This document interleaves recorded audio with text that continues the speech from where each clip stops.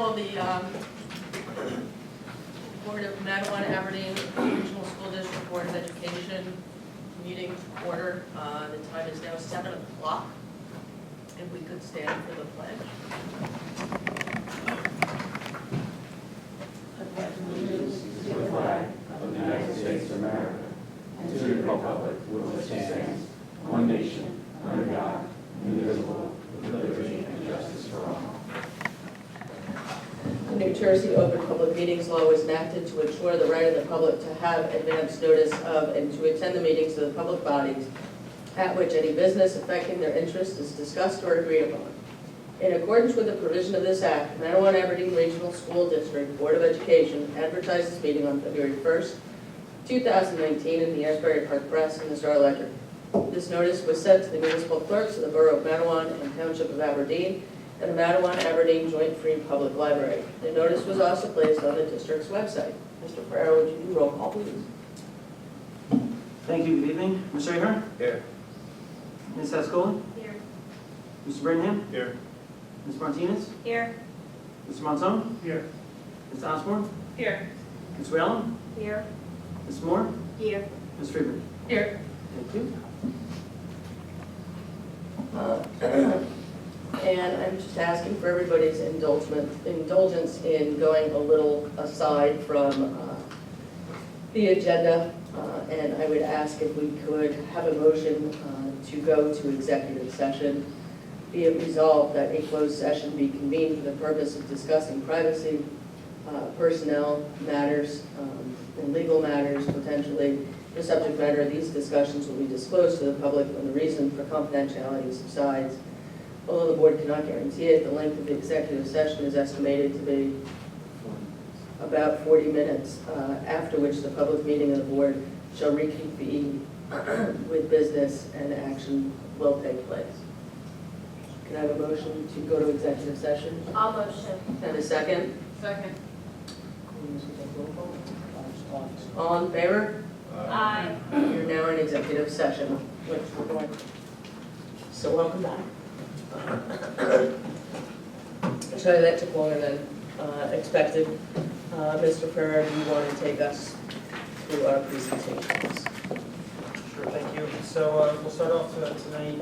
We have a few short presentations. We'll start off with Mr. John Swisher and Mr. Leonard May from Suffolk Cleaning Company. They are district auditors. They're going to provide the details of the 18-19 financial audit. John?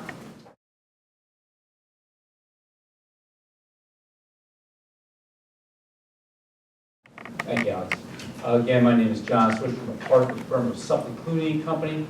We recently completed the audit of the district's financial statements for June 30th, 2019. The results of that audit is contained in the two reports that you should have received: the comprehensive annual financial report, the big report, and the second report, the auditor's management report, which is the one that I'll start with first. Auditor's management report is required by the state of New Jersey, and they ask us to report on various areas of compliance that they deem to be important, from payroll to your financial records to fixed assets. This is the report also we would find any comments and recommendations from our reporting and from our audit. And I am required to read into the record there are 4 recommendations for the district this year, which I will read into the record right now. The first recommendation is that the district implement controls to ensure accurate and timely posting of financial records. That regards your general ledger. The general ledger during the course of the year was not maintained properly. The administration is in the process right now through the corrective action plan of putting processes into place to make that a little bit more accurate and on a timely basis. The second recommendation regards the payroll agency account. It reads that the payroll agency bank account be accurately reconciled on a monthly basis, that any discrepancies between the treasurer's report and secretary's report be resolved within a reasonable time frame. When we looked at the reconciliations during the course of the year, we noted differences. They were ironed out by the end of the year, and they're corrected in the report that you have in front of you. We'd like to see that reconciled on a little bit more of a timely basis. The third recommendation is that the district review the balances in the analysis of the payroll agency account for proper disposition, maintain a detailed analysis of the account on a monthly basis, and disperse deductions to the respective agencies on a timely basis. Again, this regards your payroll agency account and the analysis of the balances of the deductions that are put in there. If it's not accurate, through the process of the audit and through some work on behalf of the administration, we were able to get to an analysis. Also, during the course of the year, we did note that some of the agencies weren't paid in a timely manner. Administration is in the process right now of addressing those matters. The fourth recommendation is that open orders be carefully reviewed at year ends for validity and proper classification. This regards your encumbrances. We noted a large encumbrance balance that was still open at the end of the year, even though the order had been liquidated during the year. Again, this involves looking at the detail of these orders on a timely basis before they're being presented for audit. I'll mention that during the course of the year in the finance office, there's a large degree of turnover in key positions, and that contributes greatly to the recommendations that are contained in this report. The second report that you're getting is the comprehensive annual financial report with the numbers. Also contained in this report is our opinion on the financial statement. At the end of the day, that's really what you hire us to do, is to render an opinion on whether your financial statements are free from material misstatement. And the opinion that you would like is an unmodified opinion, which I'm happy to report is what you have. There are two other opinions in the report. One regards internal controls and compliance. That one does have a deficiency in it, okay, regarding the maintenance of the general ledger that I spoke about previously. The third opinion is the opinion on your single audit, which is on your federal and state grants. And that opinion, I'm happy to report, is clean as well. So there are some recommendations in the report, but I will tell you in the CAFR, the financial position of the district is actually up from the previous year. So we're in good financial condition going forward. But I will take any questions from the board right now on either one of the two reports as presented. Does anybody from the board have any questions?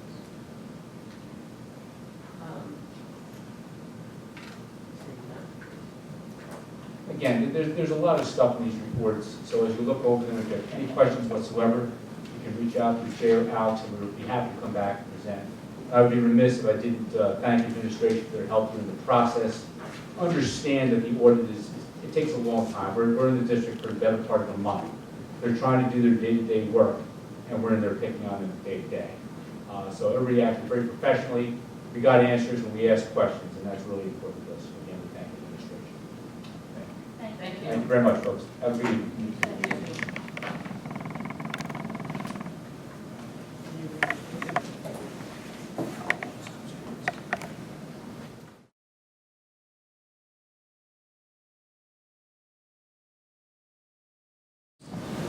Well, good evening.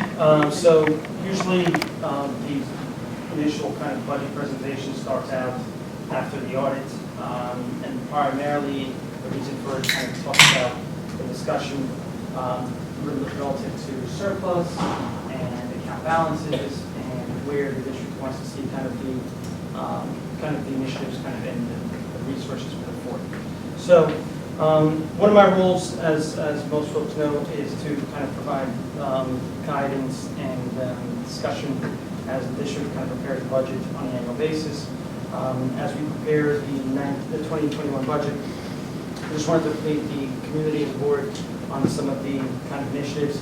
So what you see there is kind of the outline of what we're going to talk about tonight.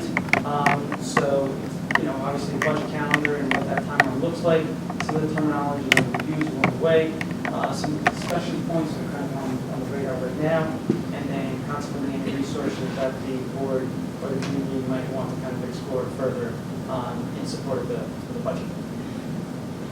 So starting off with the audit, just like Mr. Switzer just talked about, the 2021 budget process kind of starts with the conclusion of the 18-19 audit. Obviously, we're in the 19-20 year right now. Obviously, there are certain statutory deadlines pertaining to the budget process in terms of the guidelines. As the board is aware, both from the budget calendar that was approved last month, as well as the proposed board meeting schedule that hopefully will be presented at the January regular action meeting. Those dates coincide with the budget process. So as we kind of go through it, there's going to be other presentations, there'll be intended budget, there'll be, and then obviously the public viewing on the budget. Interaction between the board, administration, staff, and public obviously is central to the discussion as we kind of move forward with the budget process. Keeping in mind that obviously the component about kind of the strategic plan, and especially the strategic plan renewal process currently right now, I think it's critical in terms of what the board expects kind of the ongoing initiatives to be. The conclusion of the 18-19 audit essentially starts, like I said, the 2021 budget year. So one of the things that Mr. Swisher kind of talked about was just the overall kind of financial status of the district. We talked about some findings and recommendations as we look to address from the operational standpoint. From a budgetary standpoint, in terms of an official standpoint, what you'll see on the audit report is that things like the surplus calculation obviously is critical to the initial discussion. And what I mean by that is the district is allowed to keep up to 2% of the budgets in terms of an unreserved kind of surplus. And then anything beyond that either has to be kind of put towards reserve accounts or used to offset taxes for the subsequent year. So back in June, in terms of the recommendations from the administration, was that we tried to kind of replenish the reserve accounts. So the reports that the board received and will be available, they're actually available right now on the state website, but we'll also keep a copy on our district website. What you'll see is that the maintenance reserve account will typically kind of be used on an annual basis. So it's important that we kind of keep replenishing it whenever possible.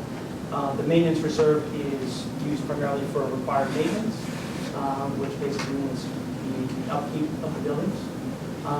The capital reserve account is the next biggest item, and what in terms of kind of the discussion how to do the capital reserve, the board kind of took action to approve up to a $2 million increase of the deposit of the capital reserve.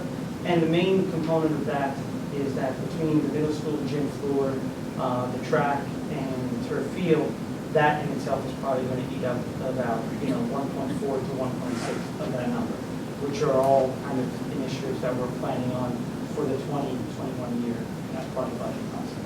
So not to say that there's not going to be other initiatives. One of the key components about the capital reserve account is that the projects coming off of that have to be a relatively long-range facility plan.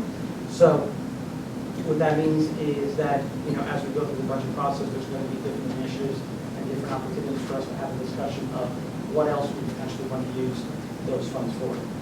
And like I said, maintenance reserve, I touched on that a little bit. The other big reserve account is the emergency reserve. And initially, the emergency reserve was established for mid-year kind of extraordinary kind of increases in health benefits. Because it's such a, I hate to say a reserve, but there's so very finite reasons when you can withdraw money from the reserve account, for that emergency reserve account. So one of the things that the BOE did a few years ago was pretty much allow districts to use some of those emergency reserve funds for the purposes of security improvements. So whether it be vestibules, ballards, some of the other things that we kind of have been doing in addition over the last couple of years.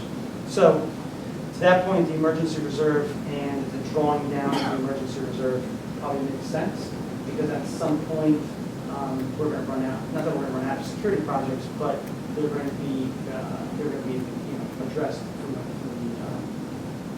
from a compliance standpoint. So those are kind of the administrative kind of review as pertains to the audit. Obviously, from a timeline standpoint, like I said before, January is usually the kickoff discussions with the administration. This presentation, either done in December or January. February is the tentative budget. We'll start talking about state aid. We'll talk about expenditures in terms of what is coming down the line. March, it would be the approval of the tentative budget. At that point, the board kind of has the opportunity to kind of guide administration in terms of how they want the tax levy done. And in the last couple of years, we had the recommendation to kind of exceed the tax levy because of the health benefits waiver, because our health benefits costs exceeded what we anticipated. So those are all things that we go through the process, and like I said, as we kind of go into April and the public hearing and the budget adoption. So just from a terminology standpoint, just for folks to kind of get familiar, so starting off with funds, the main funds that kind of cover the budget and also the financial reports that John presented on tonight. So your governmental funds are going to be your general fund, which is typically your daily operating fund for both kind of just all sorts of instructional, non-instructional, support services, equipment. Special revenue is going to be your grants, and that's going to be things like whether it be local donors, local grants from PTOs and that kind of stuff, as well as the state and federal grants.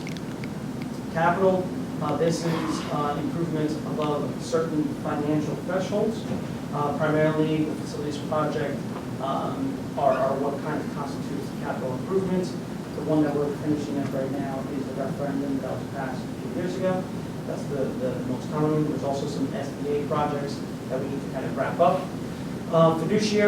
Proprietary, which is enterprise, and these are self-sustaining kind of funds.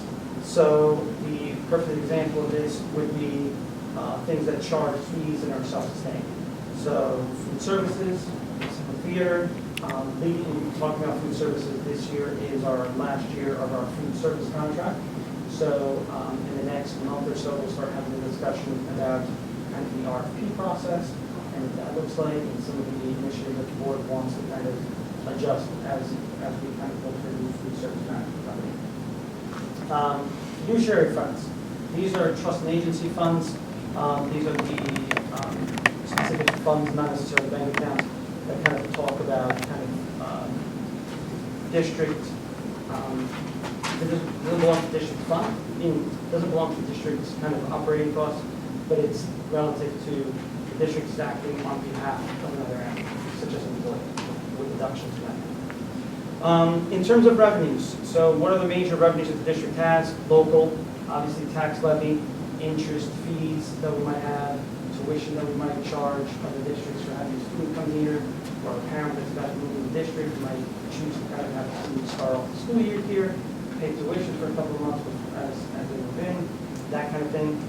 State, that's going to be primarily state aid, and that includes equalization aid, special ed aid, transportation aid, and security. Those are probably the four top kind of state aid components, and that is usually released as part of the governor's budget address in late February. And then federal is going to be your federal grants, federal aid.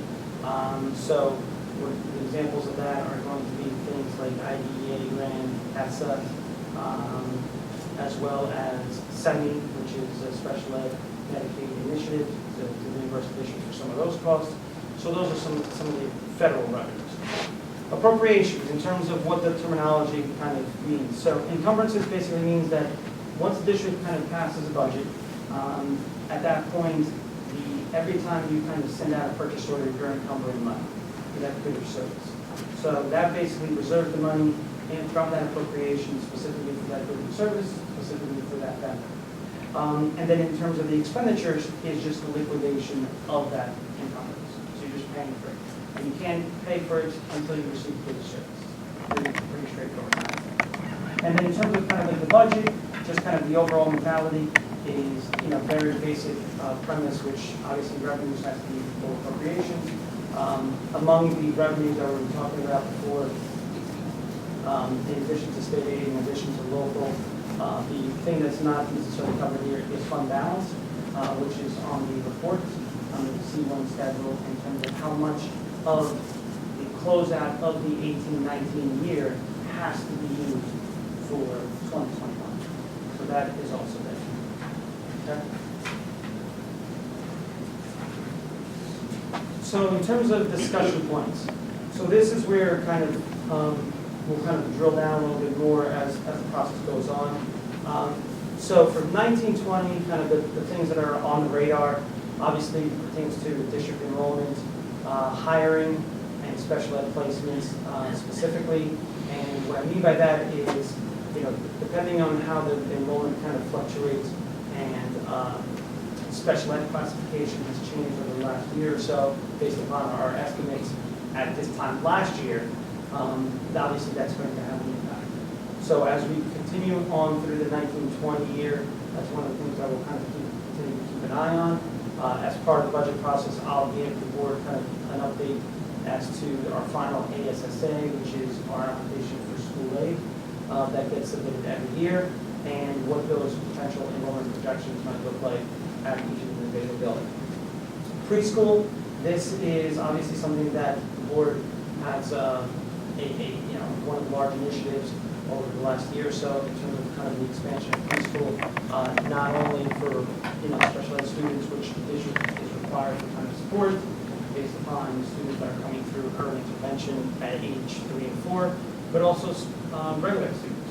We're going to provide a healthy environment for both typically developing peers with this, kids can kind of hit the ground running when it comes to kindergarten. And in terms of what that expansion looks like, this year, 1920, the district applied for preschool expansion aid. Unfortunately, we were denied that aid, but it's something that we'll have to kind of keep an eye on in terms of what that expansion looks like, if the PEA funds are available again, to what extent we want to apply, to what that initiative and application process looks like. The Recovery High School grant, this is obviously one of those things that every year, I give the DOE a lot of credit to try to kind of start these initiatives in reference to Recovery High School. Obviously, we're one of the very few programs to have a program like this under kind of our umbrella. Nellie and Dr. Mike, as well as the rest of the admin team, have done a good job of kind of getting that program off the ground, and I think some of the success of the students kind of speaks for itself. The question is that how do we kind of keep it sustainable without kind of necessarily kind of impacting taxpayers? As of right now, the DOE kind of has given us indications and they'll continue to support that through the budget process. Unfortunately, from a timing standpoint, the budget, because the state budget doesn't even get passed until July, and constantly by the time we kind of become aware of this, it kind of helps, it hurts us kind of in the planning process and marketing it for students. So that's the Recovery High School.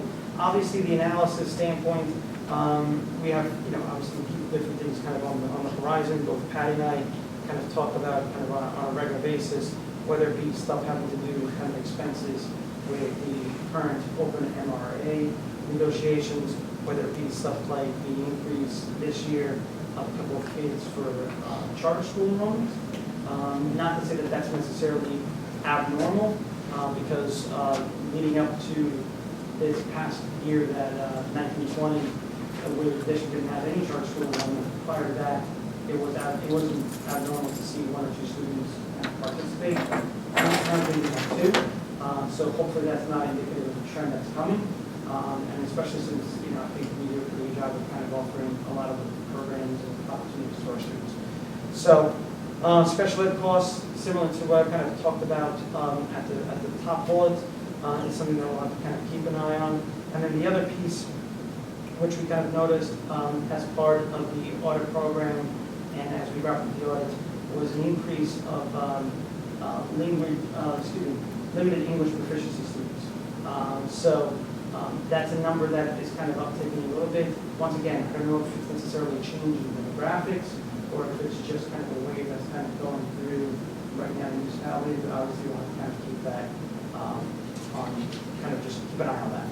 So this kind of just gives both the board and the public kind of some additional resources in terms of where to find some additional information, our budget calendar, and our budget resources from this year as we kind of go through this, including this presentation and the future presentations are available on the district's website.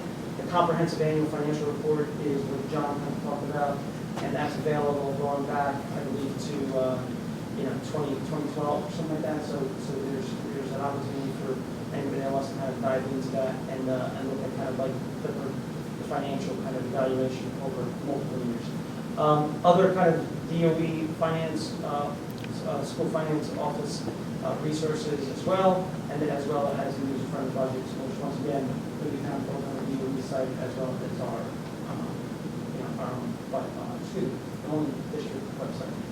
So that kind of concludes the presentation. Like I said, these are kind of the highlights of what we talked about and where we're kind of going in terms of kind of the kicking off of the budget process. At this point, I'll kind of open the floor for any questions the board might have, whether it be specific to this or kind of more philosophical kind of initiatives and that kind of stuff that we can see on the horizon. I just, for the, it's just another one of the hurdles you have to deal with, we have to deal with as a district. The state takes their student enrollment or special ed enrollment from one point in time, and that's in mid-October, right? So if we have students that suddenly come in June or April or February, that's not something that the state is figuring into when they're awarding us money. We have to wait till the following year. Correct. So the application for school state aid, often referred to as ASSA, is done based upon the October 15th snapshot. So basically, if you think about it, on leading up to that time period, Patty will reach out to different departments, different schools, and say, hey, we need you guys to verify that these students are enrolled in your building here, down to the different classroom level, right? So at that point, based upon that information, to Ms. Friedman's point, that all kind of flows into the ASSA site, including the special ed component, and by classification. And at that point, that's when, in essence, it's your application for the subsequent state aid notice. So as a result of that, to Ms. Friedman's point, if something happens mid-year, it doesn't get picked up until the following October, right? So to a certain extent, the state has kind of a little kind of stopgap pertaining to extraordinary aid. That's an application that comes out in May that Nellie and I will kind of put together, and it takes into consideration the higher cost placements, both students in district as well as out of district. But even that is reimbursed at a fairly nominal kind of rate, so it's impossible for you to cover all your special ed costs that you might have. I hope that answers your question. It does, and really, I just wanted to, I want people to understand that doing what you have to do to create the budget, there are a lot of fluctuations that you have no control over. And that is why sometimes things get delayed. On a general question, will you be able to take into whatever it is we learned through strategic planning in March and incorporate that, or are we strategic planning too late to incorporate that? I think there's going to be certain initiatives that are going to be a continuation of the existing strategic plan that we'll be able to kind of expand on as we go through the budget process. And there's going to be other initiatives that are going to become kind of high priority for the board and the community that we didn't necessarily think of. So those are the things that we'll have to kind of consider. It's a difficult kind of balancing act, and because the district is limited from a funding standpoint. So there's an analogy that I'll use often is that in years past, you used to come up with a list of all the cool stuff that you wanted to do, and then go out to the taxpayers and say, okay, now we want to raise taxes and stuff. It's the opposite now. It's a lot more like how we run our own kind of household budgets. We've got a salary, right, a household income, and we've got to be able to squeeze as much out of that money as possible. So, and unfortunately, there's obviously certain things that are more under our control than others. One of the things that I try to kind of tell folks is that whether it be part of the strategic plan or whether it be part of the budget, it's just a roadmap. It gives you an idea of how to get from point A to point B, but sometimes you have to deviate a little bit. And even with the strategic plan, it's good to have those discussions about the initiatives and the goals that the board and the community wants to do, but we also have to be aware of what programs we want to phase out, right? Because with the phasing out, those resources can now be put towards stuff that the board and the community find to be important. So it's kind of a give and take, and to Ms. Friedman's standpoint, there's going to be obviously some stuff that we'll be able to kind of incorporate based upon the strategic plan, and there's going to be other stuff that we're going to say, you know what, we'll plan on this for the next couple of years as we round out those budgets. Anybody else? Yeah, Mr. Chairman, so like, you probably reiterated this before in the meeting, but, so when the special services isn't completely covered, or something comes up and we have to wait till that next year, that money is taken, then we have to adjust, correct? Correct, so an easy way to kind of do it is that, so, you know, the state aid application that we submit this October is not going to be in play until the following school year, right? So in the meantime, between July and June, we're kind of at the mercy of what happens around us to a certain extent, right? Because the application from this current July to June was submitted, you know, last October, right? So to a certain extent, and this is something that I have a conversation with this press all the time, is to basically say, okay, so what do you see coming? What do you see coming? Because we have to kind of prepare and try to move things around in a way that obviously still meets the requirements of the students. Because if all of a sudden you have 2 or 3 students coming in that have, you know, very specialized IEPs, potentially out of place, out of visual placements and that kind of stuff, you can't just say, well, just wait until next year. You know, we'll start educating your kids next year. No, so you have to take on those students. You have to provide, you know, the least restrictive environment for those students, and as a result of that, you have to keep complying with the IEP, because, you know, that's not only the right thing to do, but it's the legal thing to do. So as a result of that, there's going to be certain things that potentially we put on the budget that we purposely kind of hold off until the springtime, knowing that, hey, there might be, you know, a curveball that comes out of nowhere that we have to deal with. So from that standpoint, it happens. Unfortunately, I wish I could say that it doesn't happen that often, but it does happen very frequently. The concern is there enough to kind of within the budget to be able to, you know, address those kinds of concerns, those issues. And just to follow up, I feel like with all the development that we have, we're kind of, like, we really don't know, you know, so how does that work if we get a big, you know, influx of kids coming in? Like, what happens? Like, where are we taking that money from? Because like I said, we don't know what all these developments are going to bring us eventually in the future. Yeah, and so from that standpoint, Ms. Martinez, over the last, you know, since I've been here, we had one study done, and then I think maybe a couple of years before I got here, we had a different study done. So that's often the case with a demographic study. So basically built into consideration what's going on in the community right now, what's projected based upon permit applications and that kind of stuff. And then at that point, they assign some industry standard kind of ratios of how many students are going to be generated based upon the different, you know, classes of households and residential construction and stuff. So from that standpoint, it's difficult to kind of gauge. I can tell you that since I got here, and we're kind of like, you know, I feel like it was kind of the start of the building boom in town. We've seen an uptick in terms of enrollment, a little bit higher than what the demographer kind of projected, because the demographer had kind of projected a situation where, because the district, the birth rates in town were dipping, the additional kind of enrollment would come from the development, just to stabilize it, right? And over the last couple of years, we've seen a slight uptick. I want to say on the report, based on, I think it's one of the first pages kind of that talks about kind of enrollment. The uptick is not that much. We're seeing kind of a deviation between grades in terms of kind of special ed kind of services and that kind of stuff.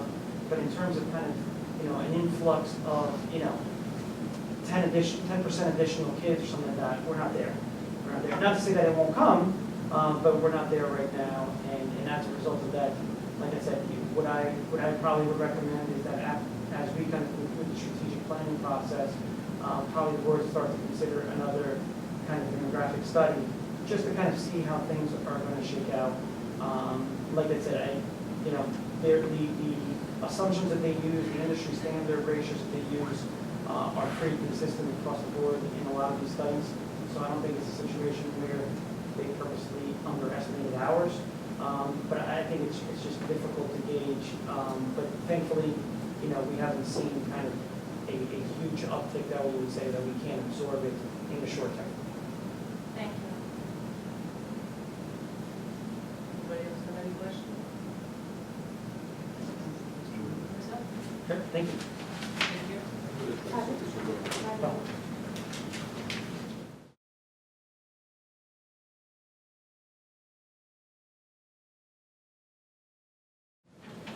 All right.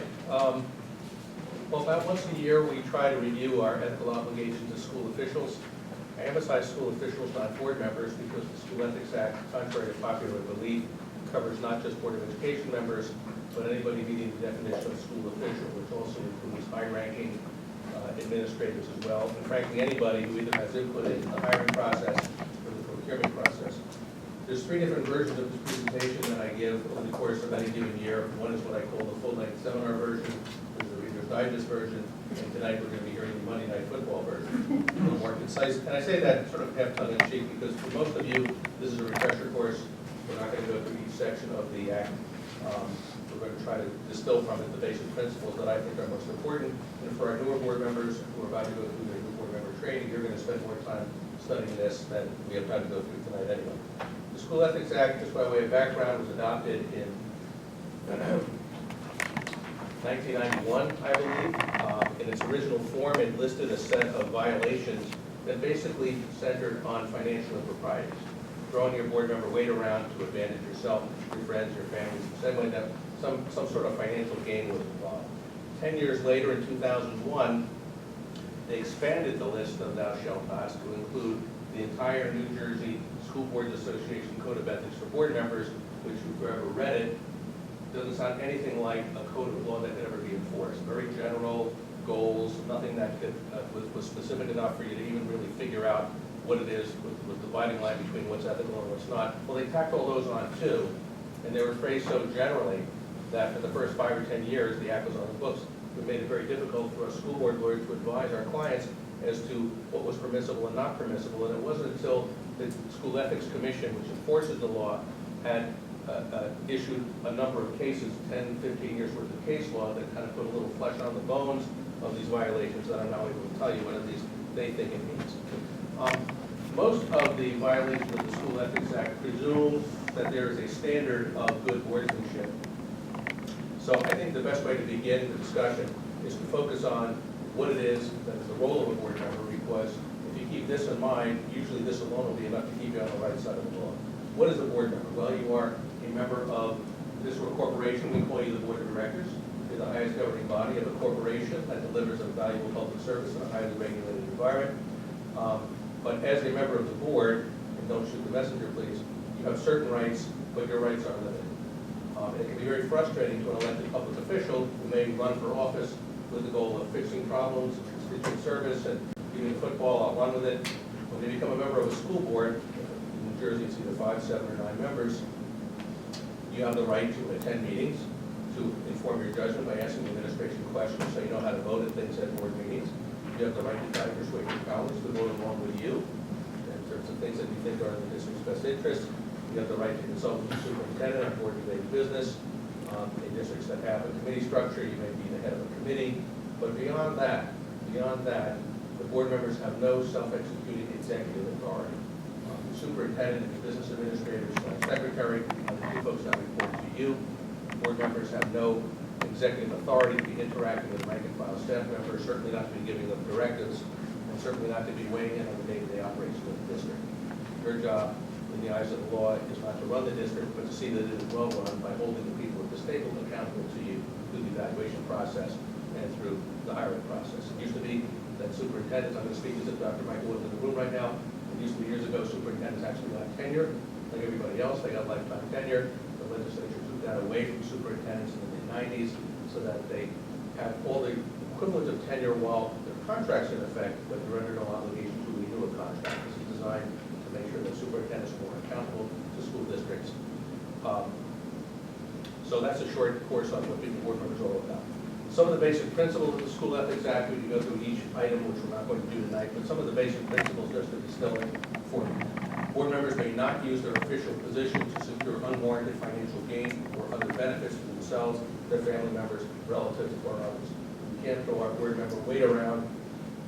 Doesn't mean we have to stop being parents. If we happen to be parents of people in the district, doesn't mean we have to stop being involved in the PTOs, doesn't mean we have to stop being involved in other support groups for the district, as long as when we're in those groups, we're wearing our parent hat or our PTO hat or what have you, and we're not throwing our board member weight around, which can be very difficult. And here's the problem with that nothing to allergic to. Even if you don't intend to be exerting your authority as a board member when you walk into the room, the School Ethics Commission judges your conduct not by what you intend to do, or maybe not even by what you actually did do. They judge your conduct by what a reasonable person observing you may have thought you done. It's what we call the appearance of impropriety doctrine. We used to have it in my profession, in the legal profession years ago. We did away with it because we said, look, if as lawyers we're professional, you give us a list of rules, we'll follow them. And if you want to give us more rules to follow, we'll follow them too.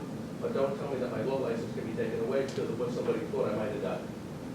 Unfortunately for school officials, the appearance of impropriety doctrine remains alive and well at the School Ethics Commission, so your conduct will be judged by what a reasonable observer would have perceived you to be doing, whether you intended to do it or not, and whether you actually did it or not.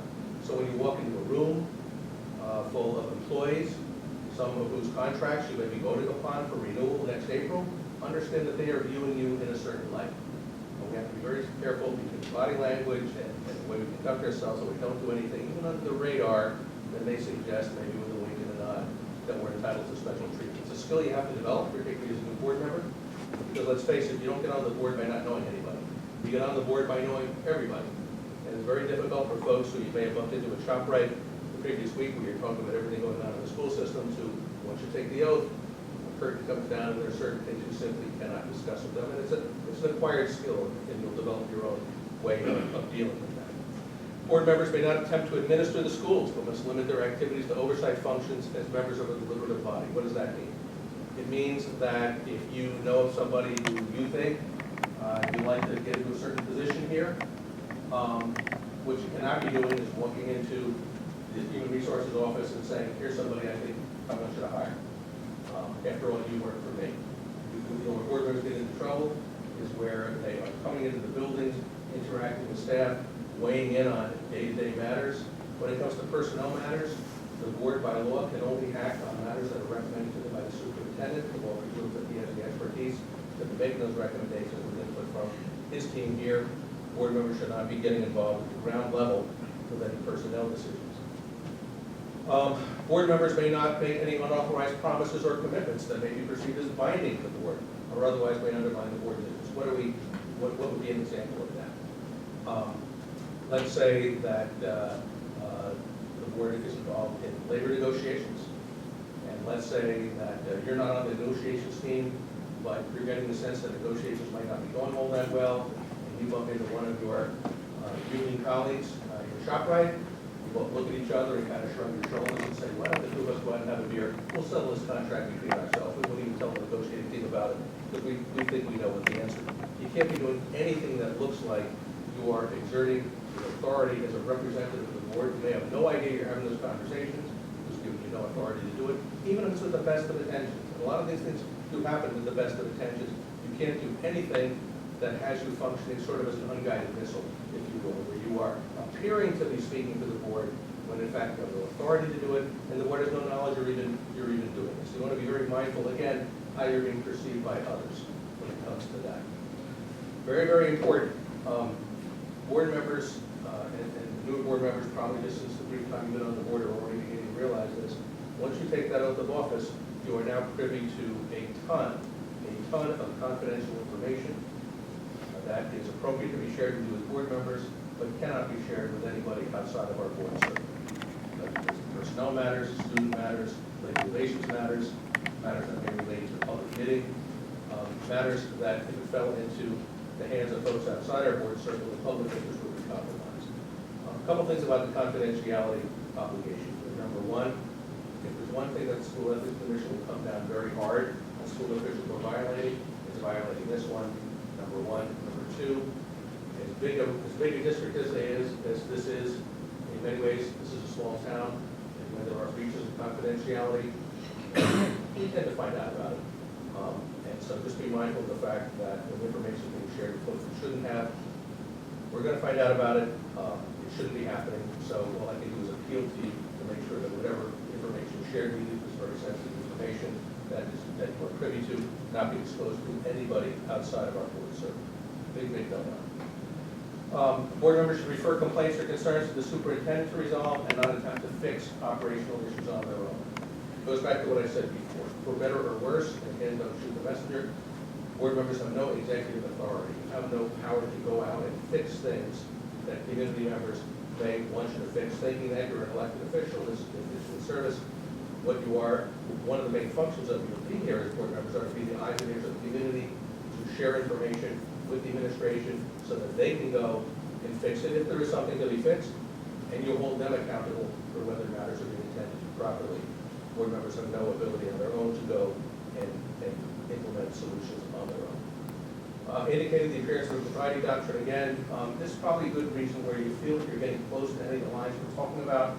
This reason alone is probably a justification for stepping back about 10 feet and not getting close to the line.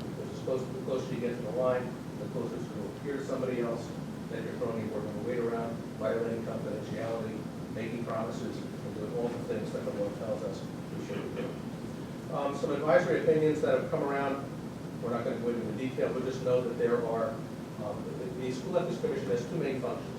One is to kind of sit as a jury and adjudicate complaints with alleged violations of the Act. And the other function of perform, which is far more valuable, frankly, is what I call the issuance of advisory opinions. Ms. Osborne, let's say, is thinking about whether it's okay to do something or not do something. She doesn't want to cross the line. You can write to the School Ethics Commission and say, I'm thinking about doing X, Y, and Z. I've read a couple of decisions from you that aren't really crystal clear on the point. Can you tell me whether this will be okay? And to their credit, they will write back to you. They only meet once a month, but they're usually pretty good at responding. And they will tell you, this is okay to do, or more likely what they'll say is, this is okay to do as long as you stay away from A, B, and C, and make sure that X, Y, and Z are in place. And the reason why those advisory opinions are so valuable is that they give us as lawyers kind of a safe harbor. We can say to our clients, as long as you stay within the four corners of that advisory opinion, you can move ahead with a clear conscience, knowing that you're on the right side of the law. They've issued a ton of advisory opinions dealing with volunteer activities, negotiations of personnel matters, and outside interests, and we don't have time to even scratch the surface of these, but just the bottom line for you, the weight of their opinions dealing with volunteer activities is a little bit frustrating to board members who, after all, are volunteers. That's why you're here. They restrict very, very severely the ability of board members to come into the schools and volunteer for activities in ways that really defy common sense.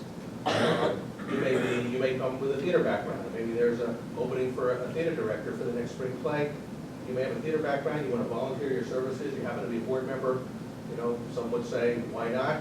The School Ethics Commission would say, you can't do it. Why? Because that's a very powerful position. You're exercising executive authority, you determine which kids are which roles, you're exercising authority over everybody who's on the theater staff. It's almost like you work here. You don't want board members in those positions. So the bottom line of their opinions on volunteer activities are, board members must stay away from any volunteer activity where they appear to be a continuous presence in the school or where they appear to be exercising executive authority over other people. If either of those two are present, probably the School Ethics Commission would frown on that. When it comes to negotiations and personnel matters, just understand that if you have relatives, or you yourself are an educator in another district who's part of the same statewide union, as a union we're negotiating here, there's a whole grid that they publish of who's conflicted from being involved in negotiations. The idea being that, your heart may be here, and you may be able to compartmentalize what we're doing, but again, in terms of the perception, we don't want anybody inferring that perhaps you're sharing some information with some folks in that other district that may help them with their negotiations. And outside interests as well, you're allowed to have a job, you're allowed to work in a company, you're even allowed to work in companies under some circumstances who do business with the district. But again, you must refrain from doing anything that would appear to be trading off of your board membership in terms of feathering your nest either at your employer or advantaging your employer here in the district. So, a couple of red flags, just in terms of conflicts. If you're employed as you're a board member who has a relative who yourself are employed in another district, there'll probably be some issues about your ability to participate in collective bargaining here. If you have a relative employed in the district here, the law says that you are barred from involving in any personnel decision-making involving anybody in the direct vertical line of supervision of your relative all the way up to the superintendent. And I indicated before, board members who are regularly in the schools for extended periods of time during the school day, not discharging any particular board function, but just there. That's a red flag that the school ethics commission keeps an eye out for, because it implies that just by your mere presence, you may be able to exert some authority. So with that, I think my hourglass has run dry. I'm here to answer any questions. If not, thank you for your attention. Any questions? I have a question. So I know we just came out of the executive session. My husband's a teacher. So that means going forward, I won't be able to be in. Well, if a teacher in another district, Yes. and is your relative a member of a statewide union in that other district who has a local here in this district? No. Well, let me be clear on that. When you say teacher, is it a member of the NJ, of New Jersey Education Yes. Association? Okay. Yes. Well, that would mean, for example, right off the bat, that you would be for being involved on the negotiations committee here. You would not be sitting in on board discussions of negotiations with the teachers union. There are some opportunities at the very end of the process, after the contract is pretty much all put to bed and just needs to be voted on. We may be able to step back in, the theory being that by then you're not in a position to manage anybody, but I don't think we're going to be seeing you on the MARSD negotiating team. Okay, thank you. I Okay. also have one more question. You talked about volunteering. There's a lot of book fairs and things that's, at the schools. So is that like, Well, the example they use is something that they have no problem with is, if it's an occasional participation, you want to come to your child's class and, for whatever day it is that everybody puts on the Dr. Seuss hat and reads to the class, whatever that event is, you want to show up for that, they don't have a problem with that.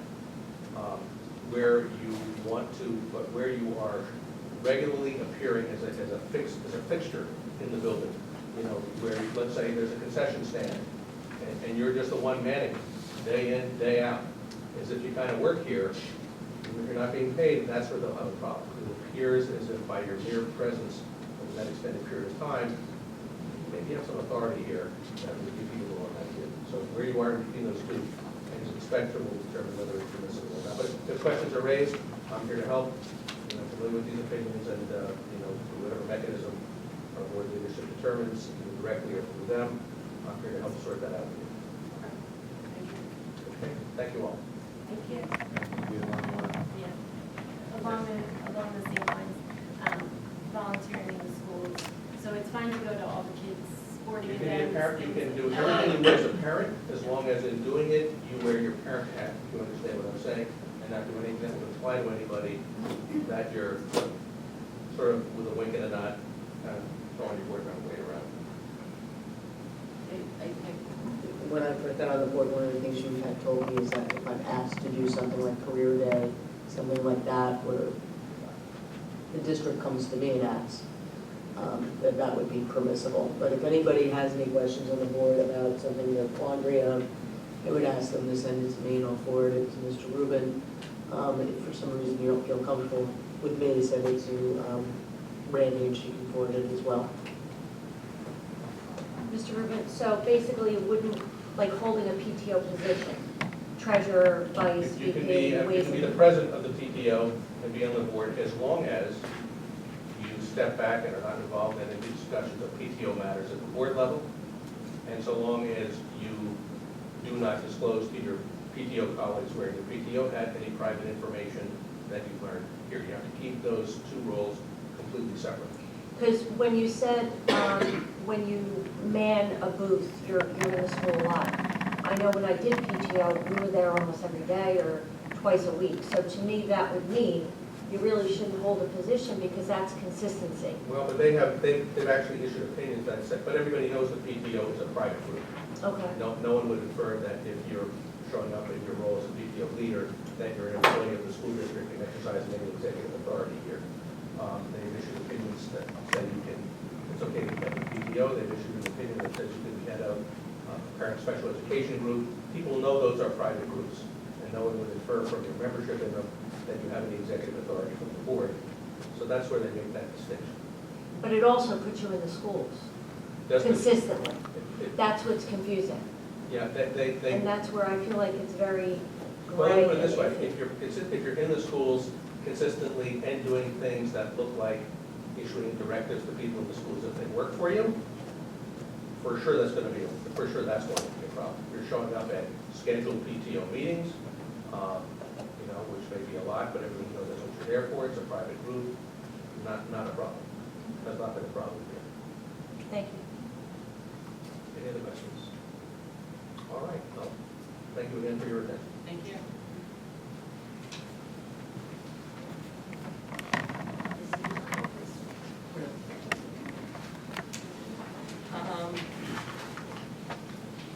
Mike, do you have a report?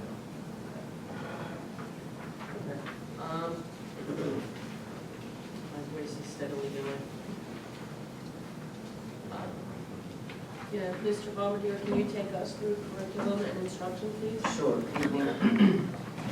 Beginning with Part A travel, we have one staff member going to the Middlesex County Fire Academy workshop at no cost, one teacher going to the Brookdale College using Seesaw, one staff member going to the Signs of Suicide training at no cost, 6 staff members going to the Ready Math pilot visit at no cost, one staff member going to Texpo 2020, one staff member going to the LGBTQ Inclusive Schools workshop, one staff member going to the annual convention, New Jersey Annual Convention, 2 staff members going to the NJASBO pension workshop, 2 staff members going to the ASAP conference, Embracing Wellness, 1 staff member going to the NJDOE 2020 statewide assessment training at no cost, 2 staff members going to the English and Social Studies workshop, 1 staff member going to the New Jersey Association of School Administrators Women's Leadership Conference, 3 staff members going to the regional PD workshops at no cost, 1 staff member going to the Rutgers Public School Bidding Workshop, and 1 staff member going to the NJSBA Governance 1 workshop at no cost. Moving on to Part B of curriculum and instruction, item number 1 is asking the board to approve the 2020-2021 staff holiday schedule, which is curriculum and instruction attachment number 2. And item number 2, we're asking the board to take action tonight as an action item to approve the submission of the NSTA Shell Lab Challenge Grant for the Mattawan Regional High School.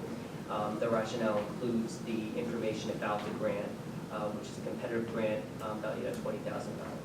And that concludes curriculum and instruction. Can I have a motion and a second to accept the curriculum and instruction agenda? I'll motion. Second. Are there any questions or comments concerning curriculum and instruction agenda? Seeing none, Mr. Bombardier, can you take us through special services, please? Sure. Item number 1 on special services is asking the board to approve bedside instruction for the following student, provider, cost, and account number as indicated. Item number 2 is asking the board to approve the agreement with the following provider for the 1920 school year on an as-needed basis, service provider costs and effective dates as listed. And item number 3 is asking the board to approve extraordinary services per the student's IEP for the following 2 out-of-district students for the 1920 school year, student provider costs and effective dates as listed. And that concludes special services. Can I have a motion and a second to accept the special services agenda? I'll motion. That was everybody. Can I have a second? Second.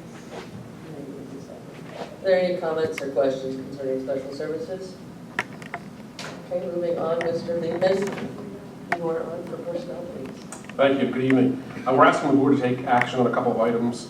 First is the HIB report from the December 16th, 2019 board meeting. Action item number 2, under resignations and retirement, we're asking that the board approve the resignation of the employee listed with the effective date of 12/31/19. And item 3, under appointments, extracurricular, we're asking the board to approve this evening 2 high school coaches. Go on to page 205, under item A, resignations, retirements, no additional information. Item B, leave of absence. 4 staff members are listed with their respective types of leaves and effective dates. Item C1, appointments. There are placeholders which will be filled in for the RAM. Item number 2, salary adjustments. 2 staff members listed. You'll see that 1 staff member listed. There are blanks at the moment. That was just pending paperwork from that staff employee. That person plus additional names will be listed at the RAM. Nothing for item number 3, home instruction. Item 4, college student observers. We have 1 staff member listed who is completing hours for the school nurse certificate program. Item 5, under extracurricular activities, athletics, non-athletics, and hourly activities. They are placeholders, which we expect to be filled in for the January round. Item 6, volunteers for 2019-2020 school year. 2 names listed, both at the high school for coaching positions. Item 7, Professional Development Day, call for proposals. This is for our district-wide March 13th Professional Day. The names that are listed with their locations, these are staff members who have submitted proposals who will be making presentations on that particular day. Items 8, 9, and 10, no additional information at the moment. Item 11, chaperones. These are chaperones for the 2020 high school graduation. The names are listed. And item number 12, school nurse. This is school nurse coverage for high school prom, the semi-formal, and for graduation. That concludes the personnel agenda. Can I have a motion and a second to accept the personnel agenda? I'll second. Does anybody have any comments or questions concerning the personnel agenda? Seeing none, Mr. Ferrer, I believe you are finishing this up. There's no policy. So, thank you. Starting off on page 1 of 4 for finance. Number 1 is the code of ethics pursuant to the presentation by Mr. Rubin. Number 2, also an action, so number 1 was an action item, sorry. Number 2, also an action item, is the acceptance of the annual audit and the corrective action plan as presented by Mr. Swisher and these draft documents shared with the board. Number 3 is the approval of the December payroll and the January bills list. Number 4, the transfer of funds for November. Number 5, the board secretary's report for November. Number 6, this is the schedule of meeting dates for the board to be advertised pursuant to the public meetings law. Number 7 is annual resolution supporting School Board Recognition Month, which is typically in January. Number 8 and number 9 are 2 credit change orders coming back to the district for unused allowances. And then number 10 and number 11 are drill evacuation drills and emergency drills for fun at the schools or at bus evacuation drills. And that concludes finance. Can I have a motion and a second to accept the finance agenda? I'll make a motion. Second? I'll second. Are there any questions or comments concerning the finance agenda? Seeing none, do we have any public comment on any of the agenda items? Good evening, Casey Baroka, MAREA President, 19 Inlay Lane, Farmingdale, New Jersey. On the finance page 3 of 4, number 6. I know what this means, I just think if somebody reads this, it might be a little ambiguous. A says committee of the whole meetings and when they're going to be held, and then B says public meetings. If I didn't come to these meetings, I would think that the committee of the whole meetings are not public meetings by the way that that's written. Just, so I don't know. Well, I don't know if, people, obviously no one's in attendance, so I'm not quite sure it's that big of a deal, but it just reads like one of them is public and one of them is Probably not. should say properly. That's fine. But just food for thought.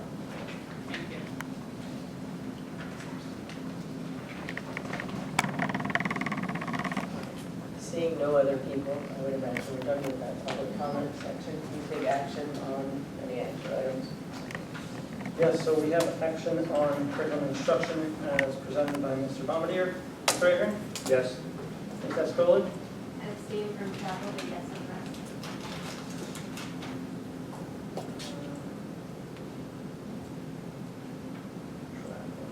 Thank you. Ms. Branham? Yes. Ms. Martinez? yes. Ms. Monson? Yes. Ms. Osborne? Yes. Ms. Whalen? Yes. Ms. Moore? Yes. Ms. Freeman? Yes. Thank you. Special services, there are no action items. Moving on to personnel, the action items, Mr. Ahern? Yes. Ms. Escoli? Yes. Mr. Branham? Yes. Ms. Martinez? Yes. Ms. Monson? Yes. Ms. Osborne? Yes. Ms. Whalen? Yes. Ms. Moore? Yes. Ms. Freeman? Yep. Thank you. And then finally, finance, the 2 action items. Mr. Ayer? Yes. Ms. Ascoli? Yes. Ms. Brinham? Yes. Ms. Martinez? Yes. Mr. Montone? Yes. Ms. Osborne? Yes. Ms. Whalen? Yes. Ms. Moore? Yes. Ms. Freeman? Yes. Does anybody on the board have any unfinished business?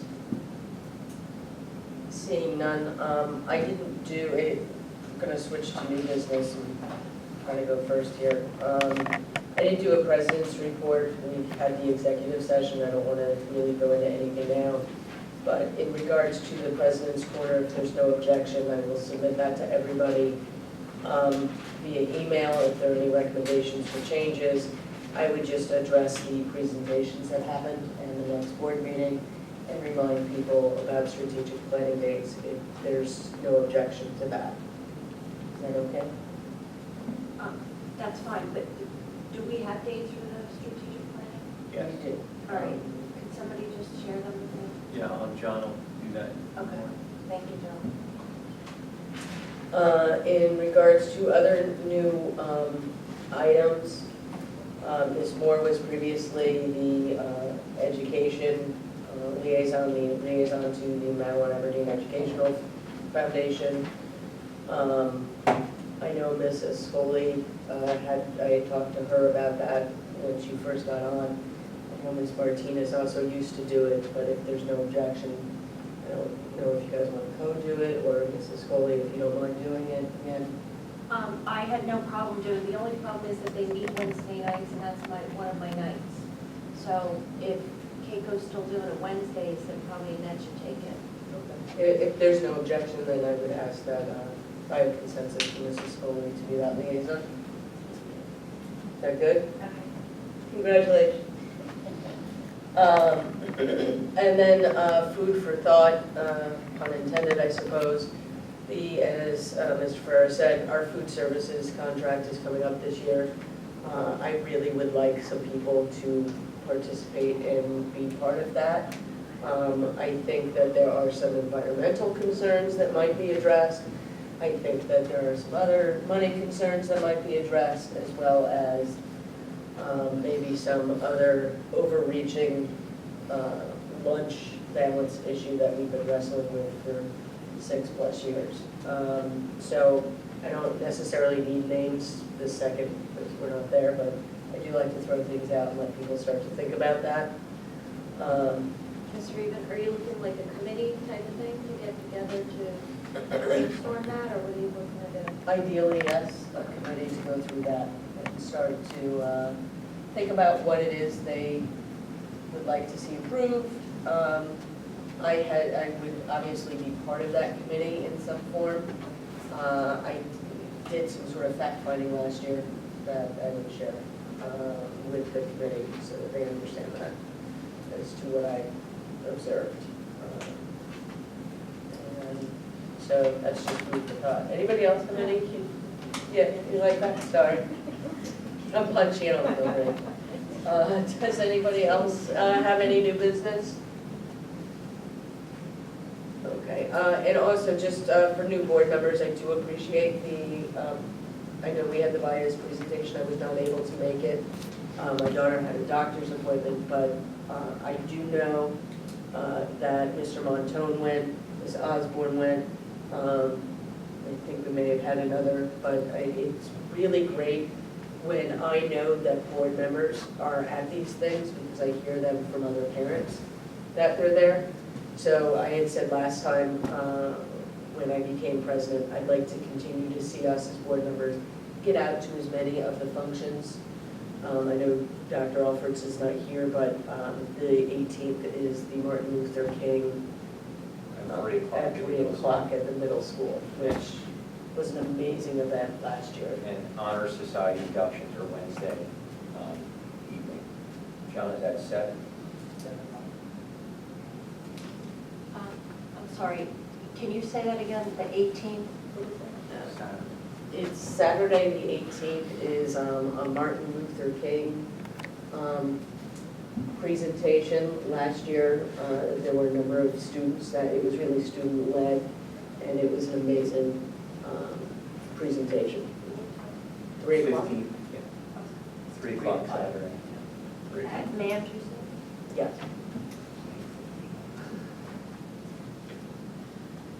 Does anybody else have anything? I just want to add, it's an annual program, MLK celebration is annual, so it's every year. Okay. Oh, and real quick, Ms. Freeman, that, What? I'm sorry, that bias is not on the website, right? It is not, oh, it is, the whole. Oh, it is? It's on the main page of their announcement. Oh, okay, even though there was a little Yeah, graphic, and- it was able to be up there? Yes, and then I'm going to have John email everybody that permission letter that we spoke about. But it's not, I can't click on our website and watch the presentation. Oh, no, Oh, that's what I was questioning. Oh, okay. Yeah, because I didn't There's a think, flyer up there advertising it, but it's not a recording. right, okay, because that's why I said I wanted to go and be in attendance when it's in the school. We could check I'll send copyright. out, you know. We can No, find. that's fine, I No, don't, but that's an excellent idea. I don't know if he has copyright protection on his presentations, but that's an excellent idea if we could get it filmed and then put up there as well. I would just have to talk to David about disclaimers and things like that, but we certainly will look into that. Yep. all right, just let me know though, again, those dates for when they're gonna be in the high school and math, so I can show up. Absolutely, yep. John will share that with that letter All right, thanks. in the morning. Yep, thank you. Is there any other public comments?